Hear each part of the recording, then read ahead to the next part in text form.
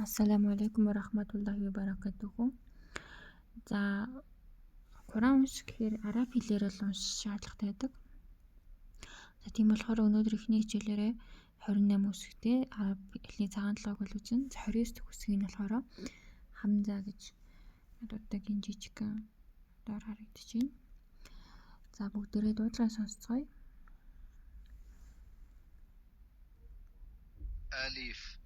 Алиф ба та са جيم ح خ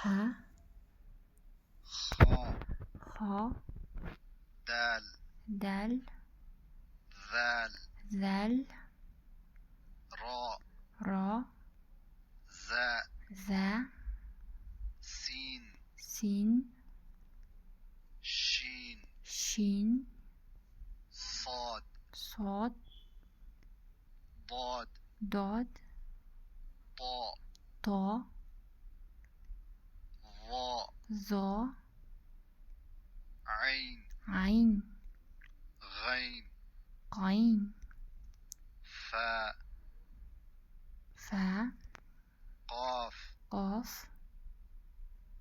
قاف كاف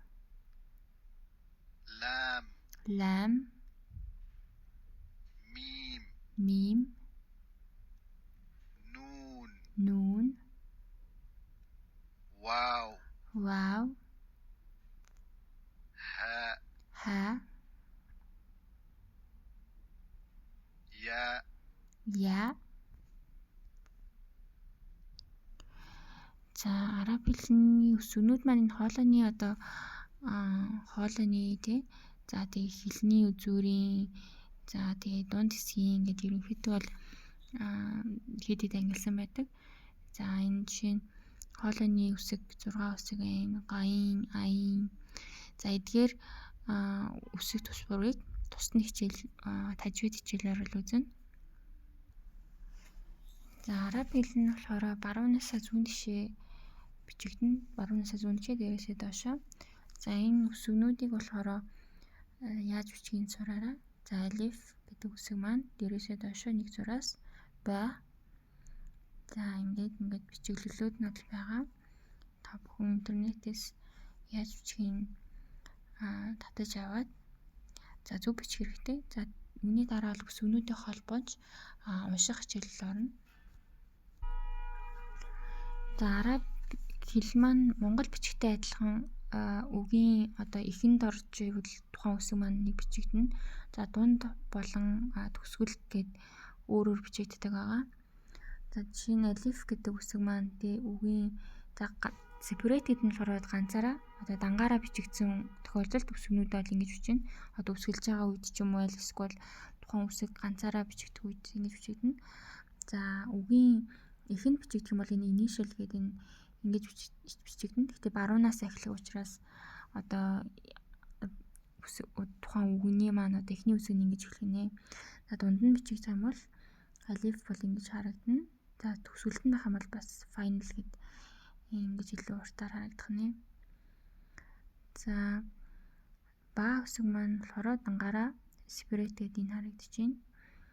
За үгийн эхэнд болохоор ингэж тал харагдана. За үгийн дунд болохоор нэг шүдтэй тэгээд ороо нэг цэгтэй.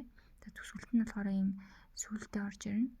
За та бүхэн бас энэ хүслэгтийг бол татаж аваад үсгнүүдээ бол үгийн хаана орж ийн гэдгээс шалтгаалаад таньж мэдэх нь бол их чухал. Дараа нь үг болгож үсгнүүдийн холбоод бол маш чухал байдаг.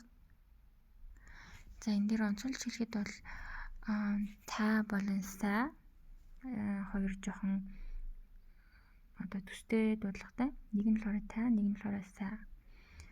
За тэгээд ха болон хо. За нэг нь болохоор илүү хоолойны гүнээс хо гэдэг нь илүү гүнээс дуудана. За ялгаа нь болохоор цэгтэй, хо болохоор дээрээ нэг цэгтэй, хаана болохоор цэг байхгүй. Тэгээд бас жим маань бол төстэй бичигдэнэ. Гэхдээ цэг нь бол доороо. Тэгэхээр дуудлага нь бол тэгсэн доо. Тэгээд дайл, зайл, нэг зайл гэдэг дээрээ зэгтэй нь болохоор баг зэрэгцээ шиг сонсогдно.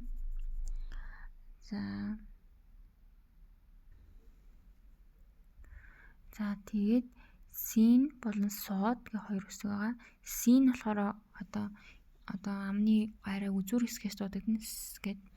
Сод гэдэг үсэг маань үгэнд ороод ирэхээр адилхан эс гэж сонсогддог. Гэхдээ арай хүнд дууддаг эс гэд. За тэгээд доод гэдэг үсэг байгаа. Бас илүү хүнд дуудагддаг. Д хэрний арай хүнд дуудагддаг. Содтай адилхан хэрний дээрээ нэг зэрэгтэй. За дайл гэдэг үсэг маань болохоор яг Д үсэг шиг дайл гэж дуудагдана. За тэгээд доод гэдэг одоо хуйлаа Д. Нэг нь одоо хөнгөн, нэг нь арай хүнд гэж ойлгож болно. За бас нэг нь болохоор тай гэдэг одоо үсэг тэрэн тай гэж дуудагдана. Нөгөөт нь болохоор то илүү хүнд то гэж сонсогдно. Тэр нь болохоор энэ доорын то. За буцаад equran.school.com-ийн вебсайтн дээр очие. Энэ болохоор 3 хай байгаа. За сайн ялгааг нь сонсоорой. ха ха ха. За энэ 3 үсэг маань бичигдэхтэй болохоор за ингэж бичигднэ. Ха хо хоёр нь адилхан бичигдэнэ. Доор нь болохоор хай гэж үсэг маань болохоор ингэж өөрөөр бичигднэ. За сүүлийн хоёр харьцуулах үсэг нь болохоор гоф болон каф. Каф. Гоф. За үгэнд одоо ороод ирэхээр каф болохоор кай, гоф го гэж дуудагдана. За түрүүний бас хэлсэнчлэн түрүүний ялгааг нь бол сонсуулах гэдэг байсан хоёр үсэг бол дайл болон доод. За хоёулаа болохоор Д. Гэхдээ доод нь бол илүү хүнд. Тэрнтэй адилхан энэ нь бол та до.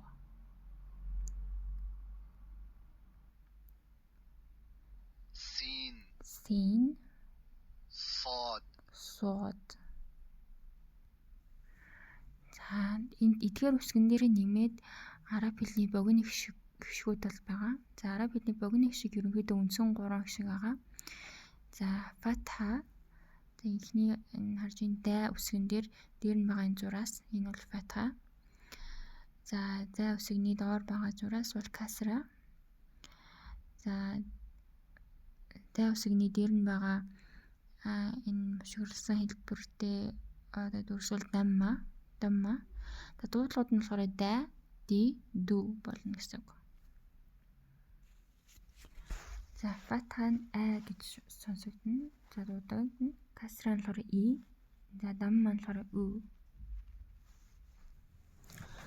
За эдгээр 3 одоо богино гişгнээс гадна сүкүн гэдэг үсэг байдаг. Одоо сүкүн гэдэг бол тэмдэг байдаг. За тэр нь болохоор тухайн үсгийг одоо чимээгүй болгодог гэсэн үг. Одоо ямар нэгэн гişгээр дуудагдахгүй гэсэн үг. За сүкүн гэдэг маань өөрөө болохоор одоо сакина буюу одоо амар амгалан, тайван, одоо тогтвортой гэсэн үгнээс бол гаралтай. Тэгэхээр одоо энэ харагдсан энэ бүрэнхий тэмдэг бол сүкүн гэж нэрлэж байгаа. За тэгэхээр тухайн үсгийг одоо ямар нэгэн гişгээр дуудагдахгүй. Өөрөөр хэлбэл эхний үсгэнд шин байна. Одоо фатхатай тэгэхээр ша. За хоёр дахь үсэг нь болохоор мим, шам. За сүүлийнх нь болохоор син, с. Шамс. За син болохоор бас сүкүнтэй байгаа тохиолдолд дээр нь болохоор ямар нэгэн одоо гişг тавьдгүй. Гişгийн тэмдэг бол авахгүй байвал тухайн үсэг маань бол сүкүнтэй байна гэж автоматар л үздэг. Тэгэхээр энэ үг болохоор шамс гэж дуудагдана гэсэн үг. За хоёр дахь үг нь болохоор эхнийх нь үсэг нь бай, баб, ба. За дээрээ фатхатай ба. За хоёр дахь нь я дээрээ сүкүнтэй болохоор бай гэж уншигдана. Одоо хагасытай адилхан уншигдана. Тэгээд ки дээр болохоор ямар нэгэн одоо тэмдэг байхгүй бол ки дээр зогсно гэсэн үг. За тэр баят гэж унших нэ. За одоо бүгдээрээ цагаан толгой үсгэнүүдээ фатхатай сонсоод үзье. Иншалlah. Бисмиллахир-рахманир-рахим. A B T S J H خ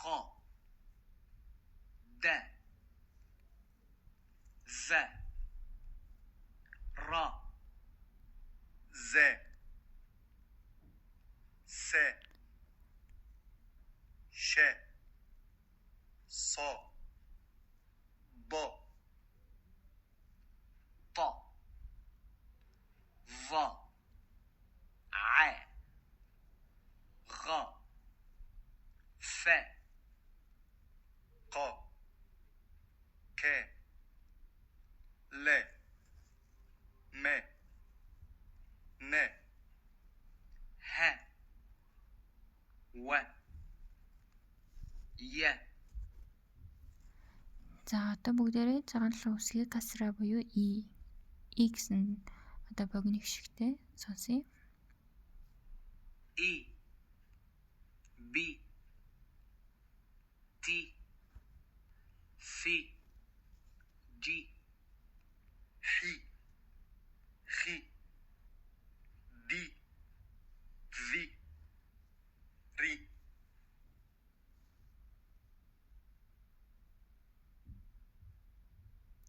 Зи C Ш ص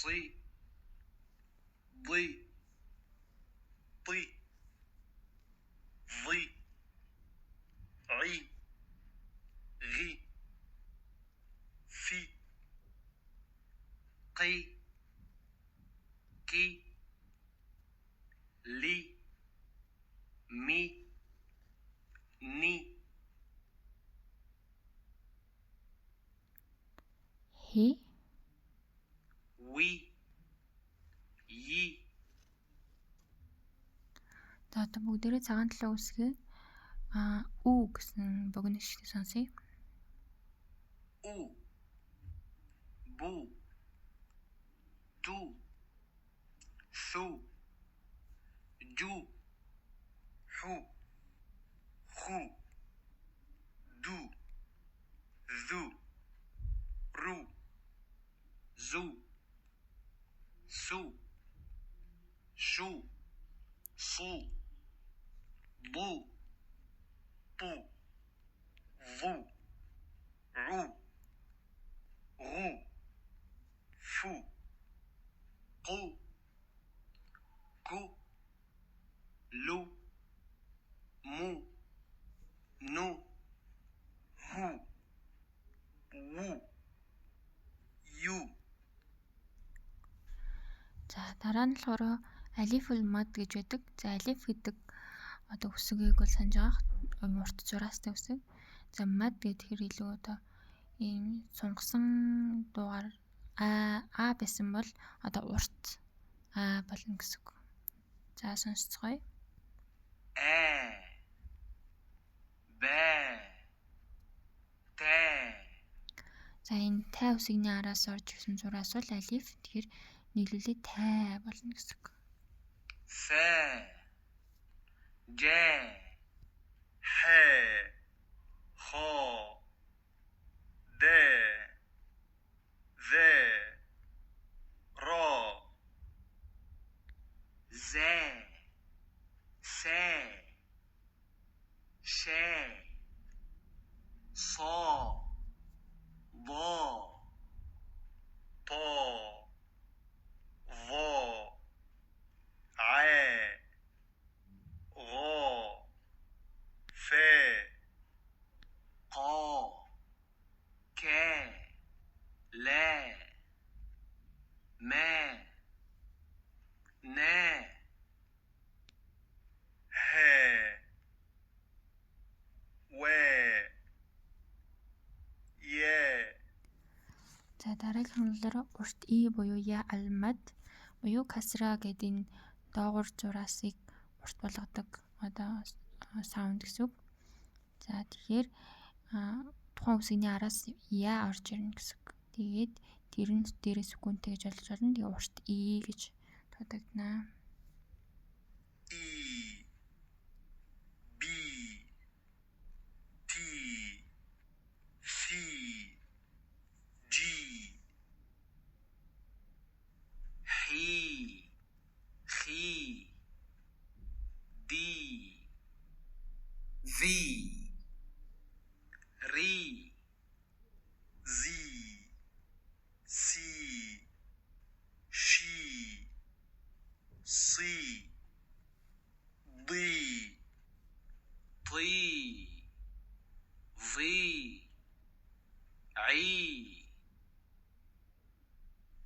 Ri, Fi, Qi, Ki, Li, Mi, Ni, Hi, Wi,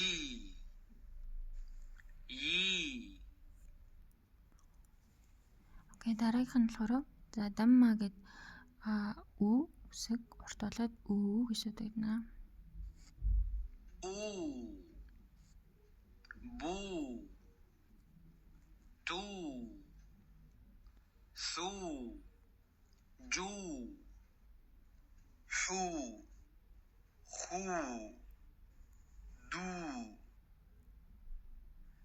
Zu, Ru, Zu, Su, Shu, Su, Du, Tu, Vu, Ru.